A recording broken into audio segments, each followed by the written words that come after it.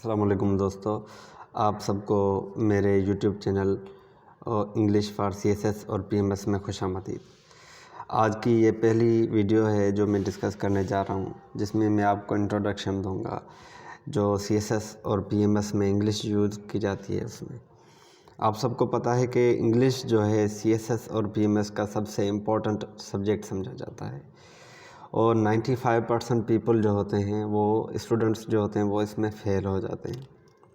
حتیٰ کہ پرائمری سے لے کر یونیورسٹی تک ہم انگلش پڑھتے ہیں، انگلش سیکھتے ہیں، پر پھر بھی ایک ایگزام میں 95% کا لوگوں کا فیل ہونا ایک بڑی بات ہوتی ہے۔ تو آج ہم ڈسکس کریں گے کہ ہم کیسے ان 95% پیپل لوگوں میں سے بچیں اور کیسے ہم اپنے سی ایس ایس اور پی ایم ایس کے لیے انگلش کی تیاری کریں۔ اس کے لیے ہم نے ایک آؤٹ لائن بنائی ہے جس میں 5 امپورٹنٹ پوائنٹس ہیں اور ان میں سے سب پوائنٹس بھی بنے ہیں۔ تو ڈسکس کریں گے ایک ایک کر کے کہ کون سی یہ پوائنٹس ہیں اور کیا اہم چیزیں جو ہم C S S P M S کی انگلش کی تیاری کے دوران جو ہے مس کر جاتے ہیں، اور کون سی چیزیں جو ہے ہمیں وہ کور کرنی چاہیے۔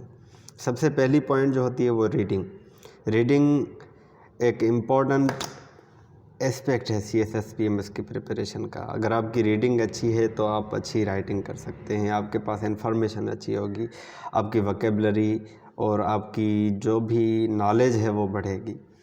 تو ریڈنگ کے بہت سارے سورسز ہوتے ہیں، پر سی ایس ایس اور پی ایم ایس کے لیے امپورٹنٹ چیزیں جو ہمیں ریڈ کرنی چاہیے وہ ہوتی ہے news paper, articles, editorials, essays, stories اور کوٹیشنز۔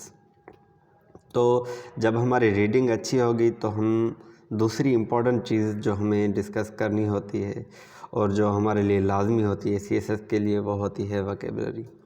اب وکیبلری میں صرف الفاظ کا یاد کر لینا جو ہے ہمارے لیے کسی بھی طریقے سے فائدہ مند نہیں ہوتا۔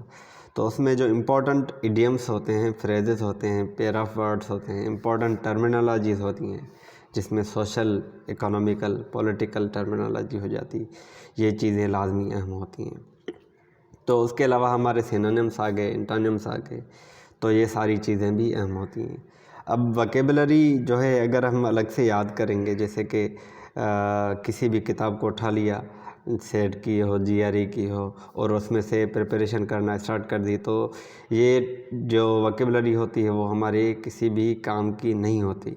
ہاں، یہ ہمارے سی ایس ایس پریپریشن کے دوران اتنی یوزفل نہیں ہوتی۔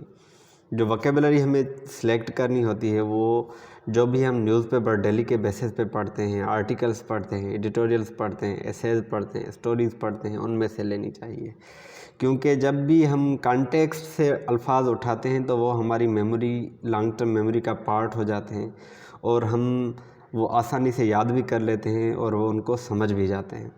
اگر الفاظ جو بھی سلیکٹ کریں گے، کسی بھی بک سے اٹھا لیں گے اور ان کو پڑھنا اسٹارٹ کریں گے، تو ہماری میموری ان کو جو ہے لانگ ٹرم ریٹین نہیں کر پاتی۔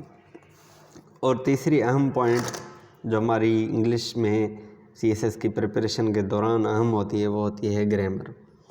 اب گرامر میں اتنا زیادہ جو اس کا پارٹ ہوتا ہے کہ اگر آپ کی گرامر اچھی ہوتی ہے سی ایس ایس کی رائٹنگ کے دوران، تو آپ جو ہے نا رائٹنگ اچھی کر لیتے ہیں۔ گرامر میں basic grammar, parts of speech, tenses, یہی استعمال ہوتا ہے، کوئی کمپلیکس گرامر نہیں ہوتی، کوئی گرامر کا پیپر جو ہے نہیں ہوتا۔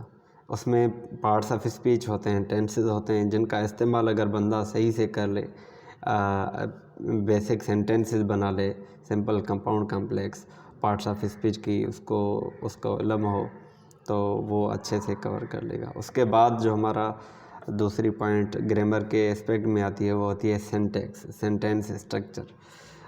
جو بندے کا سینٹینس اسٹرکچر ہو وہ اچھا ہونا چاہیے۔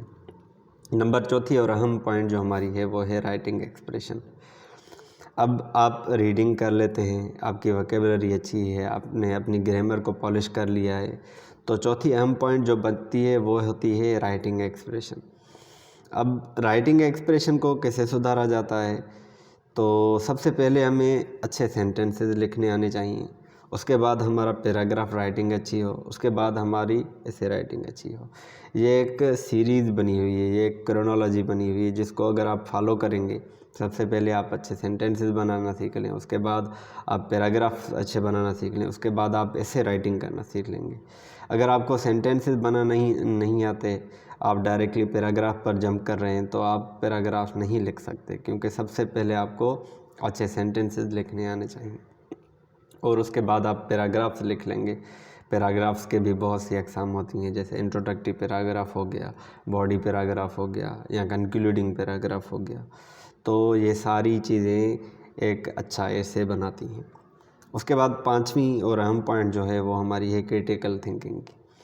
اب کریٹیکل تھنکنگ، آپ کو رائٹنگ بھی اچھی آ جاتی ہے، آپ کی ویکیبلری بھی اچھی ہوگی، آپ گرامر بھی اچھا جو ہے جان لیتے ہیں، آپ کو اچھی خاصی انفارمیشن ہے اس کے بھی، آپ ریڈنگ بھی اچھی کر لیتے ہیں، پر آپ کی کریٹیکل تھنکنگ اچھی نہیں ہے۔ مثال کے طور پر کوئی بھی کوسچن آتا ہے پیپر میں اور آپ اس کو انالائز نہیں کر پاتے، آپ اس کے آرگیومنٹس نہیں دے پاتے، تو آپ کی جو پیپر ہوگا CSS کا کوئی بھی ہو، وہ آپ فیل کر جائیں گے، اب وہ آپ اس میں کامیاب نہیں ہو پائیں گے، کیونکہ CSS کا جو پیپر ہے وہ رائٹنگ کے ساتھ ساتھ جو کریٹیکل تھنکنگ کا بھی پیپر ہے۔ جو ایگزامنرس ہوتے ہیں CSS کے، وہ دیکھنا چاہتے ہیں کہ آپ کے جو آئیڈیاز ہیں وہ کتنی انالیٹیکل ہیں، کتنے آرگومنٹیٹیو ہیں۔ تو ہماری جو سیریز ہے، ایک ویڈیو چینل جو ہم نے بنایا ہے، اس میں آپ سے یہ ساری چیزیں 1 بائی 1 ڈسکس کروں گا۔ سب سے پہلے ہم ویکیبلری ڈسکس کریں گے، جو کسی بھی نیوز پیپر، کسی بھی آرٹیکل، کسی بھی ایڈیٹوریل سے ہوگی، کوئی بھی اچھا ایسے ہوگا جس میں ویکیبلری اچھی یوز کی گئی ہوگی تو ہم وہاں سے اٹھائیں گے۔ تو ڈیلی جو ہوگا 1 ویڈیو ہوگا، یہ ساری چیزیں ہم آہستہ آہستہ ایک کر کے کور کریں گے، اور ایک ویڈیو ڈیلی اگر آپ دیکھیں گے تو آپ جو ہے نا یہ ساری چیزیں کور کر سکتے ہیں گھر بیٹھے اپنے موبائل کو استعمال کرتے ہوئے، بنا کسی ٹیوشن فیس کے آپ یہ ساری چیزیں کور کر لیں گے۔ جزاک اللہ۔